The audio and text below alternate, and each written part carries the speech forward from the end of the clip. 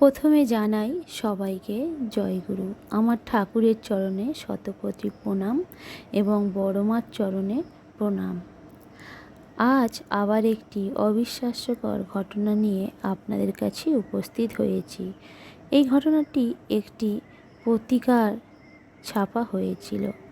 ঘটনাটি ঘটেছিল আসাম আগরতলা জাতীয় সড়কের।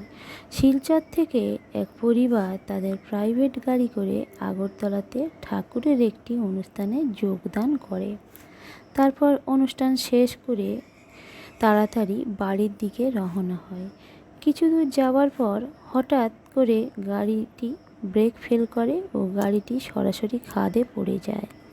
আশেপাশে যারা ছিল তারা তো ভেবেই নিয়েছে যে সবাই শেষ হয়ে গেছে। তারা সবাই মিলে থানায় জানায়। বেশ কিছুক্ষণ পর থানা থেকে লোক এসে ওই খাদেতে নেমে উদ্ধার কার্য চালায়। গাড়ির অবস্থা দেখে পুলিশ ভেবে নিয়েছিল যে আর কেউ বোধহয় বেঁচে নেই, ভেতরে সবাই মারা গেছে। আশ্চর্যজনকভাবে দেখা যায় বেশ কিছুক্ষণ পরে গাড়িতে সবাই বেঁচে আছে।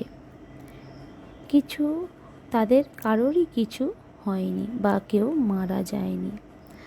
তাদের একটু চোট হয়েছে, কিন্তু সবাই ভালো আছে। ঘটনাটি ঘটেছিল 24শে ডিসেম্বর সোমবার বিকেল 4টে নাগাদ জাতীয় সড়কের শনিছড়া এলাকায় এই ঘটনা ঘটে।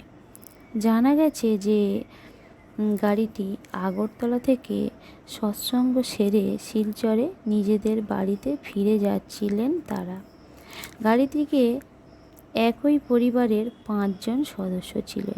গাড়ির যাত্রীদের অভিমত ঠাকুর সহায় ছিলেন বলেই সবাই রক্ষা পেয়েছেন।